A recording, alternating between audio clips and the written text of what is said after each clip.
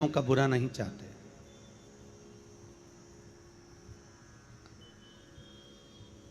वो तत्परता में कहीं ना कहीं अच्छा करने का प्रयास करते हैं कि वो अच्छा हो, कुछ श्रेष्ठ हो।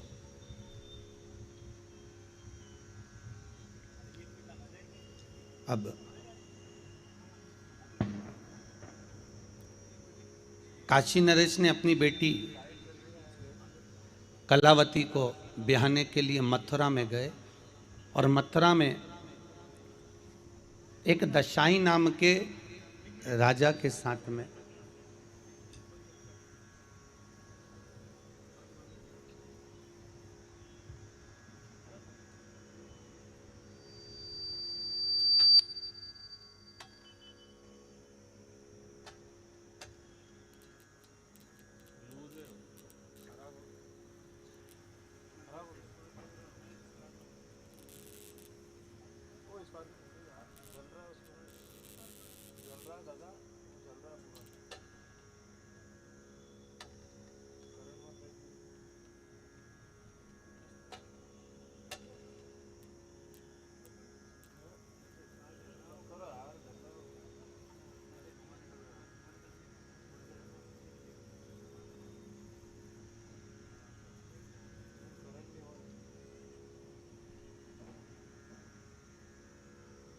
दसाई नाम के राजा के साथ में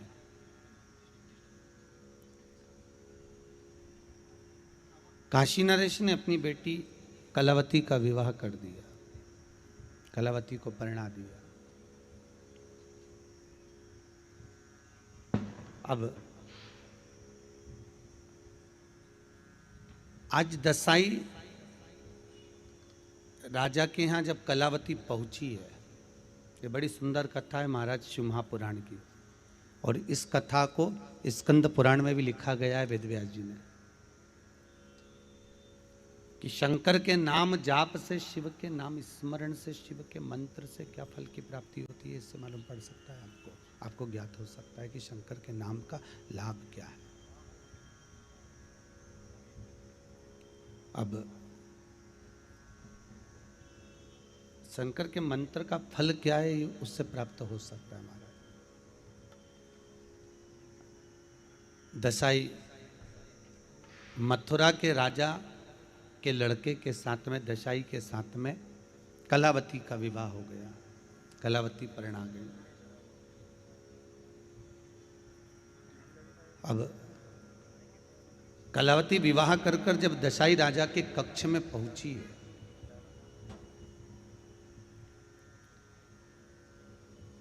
और दसाई राजा को देखकर कलावती ने स्पष्ट कह दिया कि राजन, मैं तुम्हारे साथ में नहीं रहूंगी,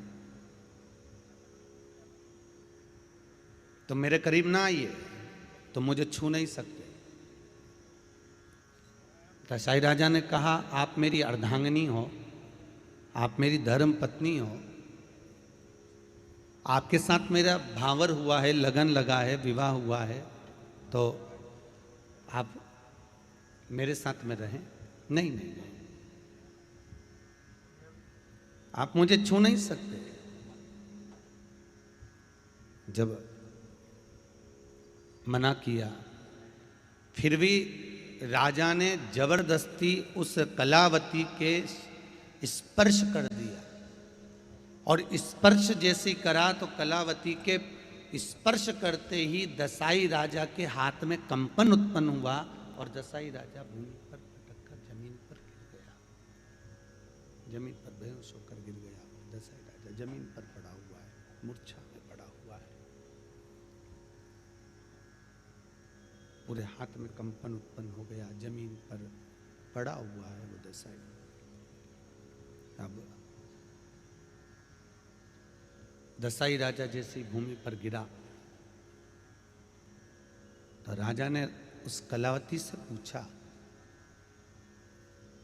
कि एक बात मुझे बताओ कलावती,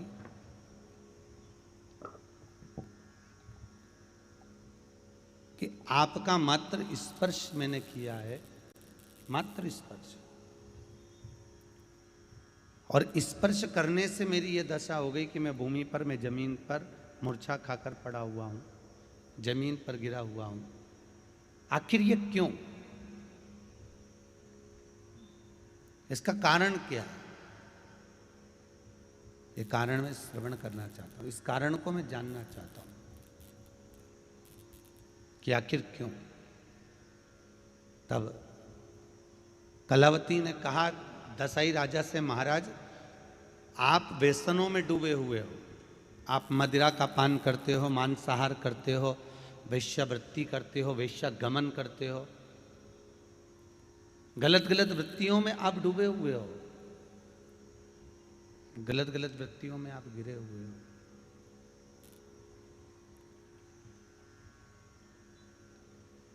तो दशरथ राजा ने पूछा, तुझे कैसे मालूम कि मैं वेश्याओं में गिरा हुआ हूं, या वेश्यावृत्ति में लगा हुआ हूं, या जुए में लगा हुआ हूं, या मदिरा पान में लगा हूं, या मांसाहार में लगा हूं? ये तुझको कैसे मालूम कि मैं किसी भी गलत स्थिति में समाहित हूं? ये तुझे कैसे मालूम है? तुझे ज्ञात कैसे? तो कलावती कहती है कि महाराज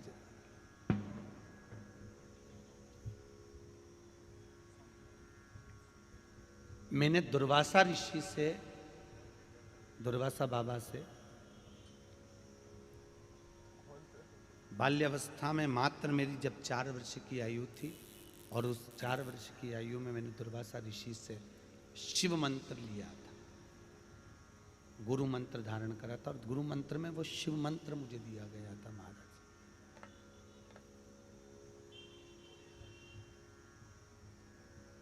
गुरु मंत्र में मात्र मुझे शिव मंत्र ही प्राप्त हुआ, शंकर का मूल मंत्र।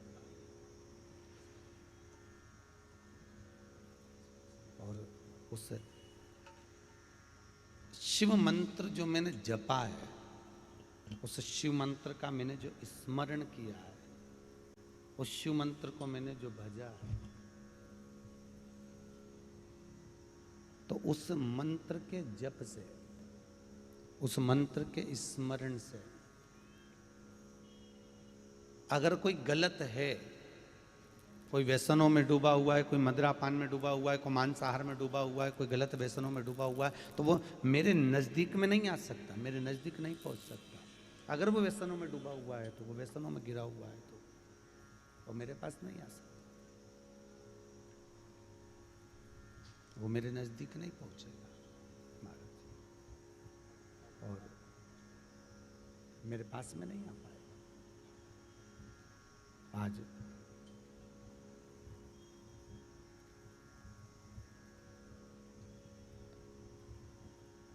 इसी कारण आप मेरे से स्पर्श करे, और स्पर्श का फल ये हुआ कि आपको मूर्छा खाकर जमीन पर गिरना पड़ा, आपका शरीर बेकार हो गया।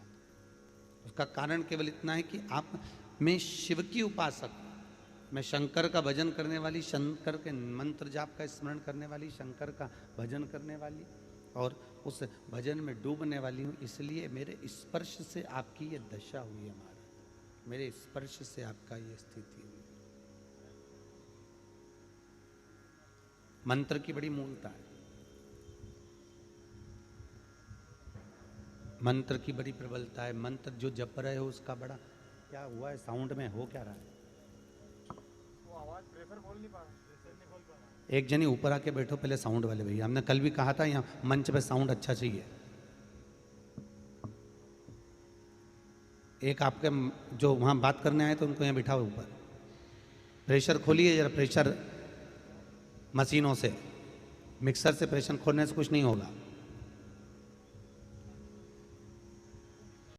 राधे, अभी भी तो खोला, अब इतनी देर से बोल रहे हैं, खोल ही नहीं रहे हो, प्रेशर खोलिए उधर से मशीनों से।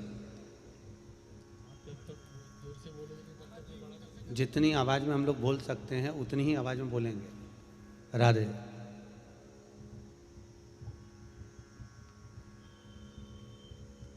तो जीवन का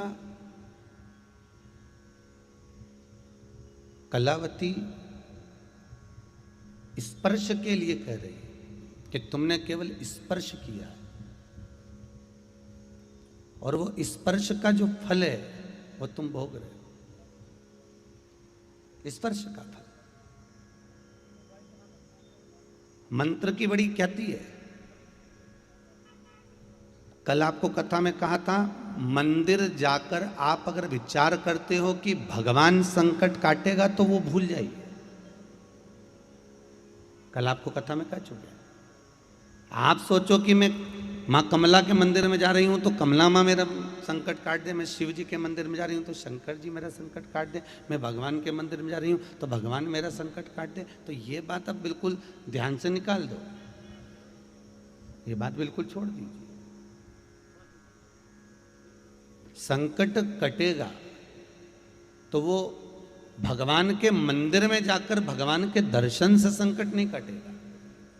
शिव महापुराण की कथा कहती है कि भगवान के मंदिर में जाकर अपना संकट कटे वो अलग बात है, पर नाम जाप से, भगवान के भजन से, भगवान के स्मरण से संकट कट जाता है। भगवान के जाप, केवल मंत्र जाप।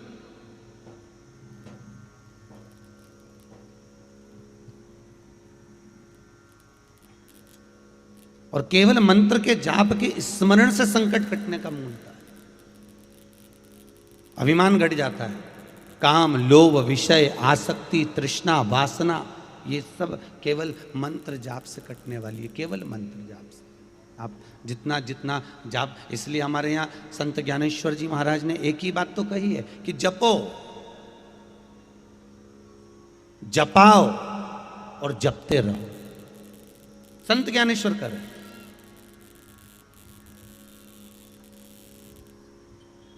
संत ज्ञानेश्वर जी एक ही बात कर रहे हैं कि जपो, जपाओ और जपते रहो। बस केवल तुम्हारी जीवन में एक चीज धारण करो कि हम चलते फिरते भगवान का स्मरण करते रहें, हम चलते फिरते भगवान का नाम जाप करते रहें, हम चलते फिरते भगवान का भजन करते रहें, हम चलते फिरते मंत्र जाप में लीन रहें। मंत्र जाप जपें, जपाएं, जपते रहें। फिर वही बात आ गई, कलयुग केवल नाम आधारा, सुमर सुमर नर उतरहि पारा। कलयुग केवल नाम आधारा, सुमर सुमर ही उतरहि पारा। कलयुग केवल नाम आधारा, सुमर सुमर नर उतरहि पारा। दोनों हाथों से। कलयुग केवल नाम आधारा, सुमर सुमर ही उतरे पारा। ओ मंगल भवन या मंगल हारी, द्रबहु दशरथ अजर बिहारी। मंगल भवन अमंगल हारी, द्रवौष दशरथ अजर बिहारी। ओ मंगल भवन या मंगल हारी, द्रबहु दशरथ अजर बिहारी। मंगल भवन अमंगल हारी, द्रवौष दशरथ अजर बिहारी। ओ श्री राम जय जय राम, हरि हरि। श्री राम जय जय राम। श्री राम जय जय राम। श्री राम जय जय राम। ओ श्री राम जय जय राम, श्री राम जय जय राम। श्री राम जय जय राम। जपो, श्री राम जय जपाओ राम और जपते रहो। जय राम। ओ श्री राम जय जय राम, श्री राम जय जय राम। श्री राम जय जय राम। श्री राम जय जय राम। कलयुग केवल नाम आधारा, सुमर सुमर नर उतरहि पारा। कलयुग केवल नाम आधारा, सुमर सुमर नर उतरहि पारा। कलयुग केवल नाम आधारा, सुमर सुमर नर उतरहि पारा।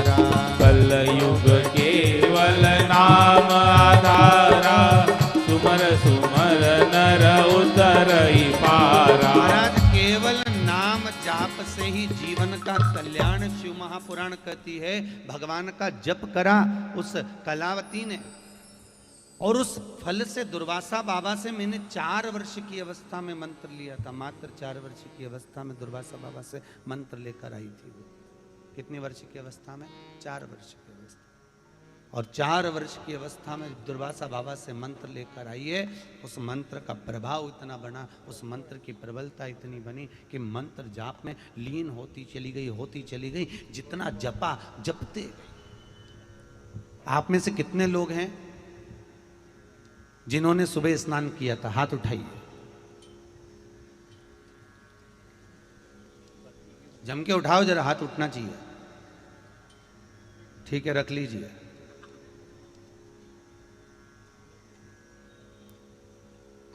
एक बार फिर से उठाइए जिन्होंने स्नान किया था सुबह। रख लीजिए। अब जो सुबह नहाए थे वो हाथ उठाएं। अरे उठाइए जो सुबह नहाए थे।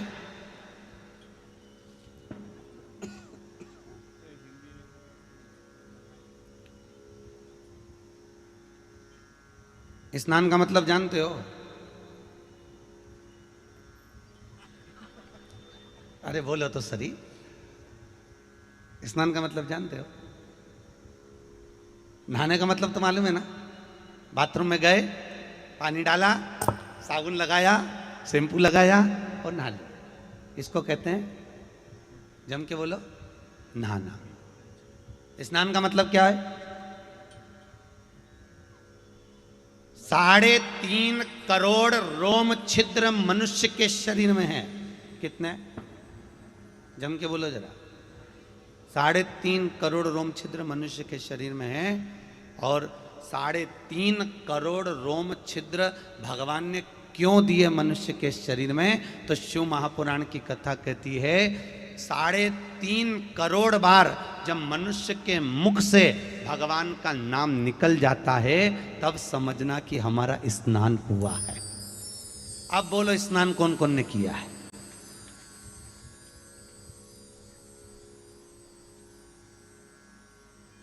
अभी तो हाथ उठाए थे तुमने। अभी तो बोले थे हमने स्नान किया।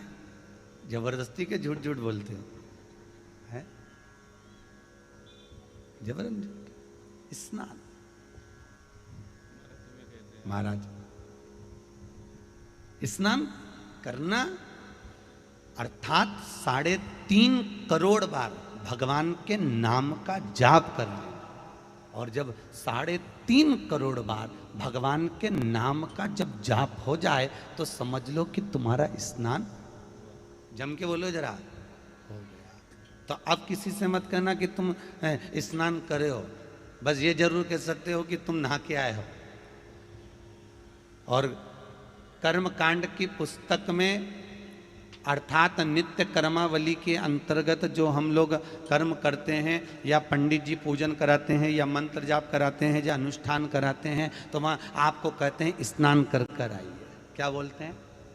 जम के बोलो जरा, स्नान कर कर आइए। पंडित जी ये नहीं बोलते कि तुम नहा के आइए, क्योंकि नहाना सरल है और स्नान करना कठिन। 3.5 करोड़। अब आप में से कितने लोग हैं जिन्होंने 3.5 करोड़ बार भगवान का नाम लिया एक दिन में? जल्दी बोलो। क्यों? एक बार सतभामा जी के मन में ये बात उठ गई और सतभामा जी ने उसी समय भगवान कृष्ण के सम्मुख में रुक्मणी से कहा, रुक्मणी एक बात ये समझ में नहीं आती रुक्मणी जी कि ये हमारे कृष्ण पर आखिर ये द्रौपदी ने कर क्या रखा है? पति हमारा और भाग के जाए वह द्रौपदी के पास। अच्छा बड़ा टेंशन रहे ये। माना वो हमारी ननंद है, माना वो हमारी ननंद है, पर ऐसा थोड़ी ना होता कि दौड़ दौड़ के ननंद के यहाँ भाग जाए बार बार जरा सी बात पे, फिर भागे, फिर आए, फिर भागे, जरा सी बात। आखिर क्यों? अब भगवान कृष्ण समझ गए कि सतभामा रुक्मणी के हृदय में जरूर कोई बात चल रही है। इस सतभामा रुक्मणी के चित्त में, वृत्ति में कोई ना कोई बात अड़ी हुई है। तो भगवान जा रहे थे, इतने में रुक्मणी जी ने पूछ लिया, प्रभु कहाँ जा रहे हो? नाथ कहाँ जा रहे हो? भगवान बोले हम द्रौपदी के यहाँ जा रहे हैं। द्रौपदी के यहाँ? हाँ। सत्यभामा जी ने फिर रुक्मणी को कोनी मार के कहा देख ले, फिर चल दिया, देख जरा, फिर चला।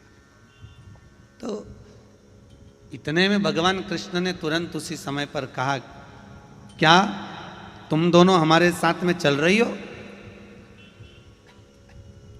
क्या आप हमारे साथ चलोगी? सत्यभामा जी ने रुक्मणी से कहा, जी जी हाँ भरते चलेंगे। क्यों? रुक्मणी जी ने पूछा क्या करेंगे जाकर? नहीं चलो, आज द्रौपदी को ऐसा मजा चका कर आएंगे ननंद को कि जिंदगी भर अपने पति को कभी नहीं बुलाएगी। तो चल तो सही। और उसी समय, उसी पल, उसी घड़ी, उसी क्षण चले, उसी क्षण चले। चलो, भगवान रुक्मणी सत्यभामा को लेकर पहुंचे। रुक्मणी सत्यभामा को, और भगवान जब रुक्मणी सत्यभामा को लेकर जैसे गए तो द्रौपदी बाल बा रही थी, चोटी कर रही थी। इतने में भगवान ने पूछ लिया, क्यों जीजी और द्रौपदी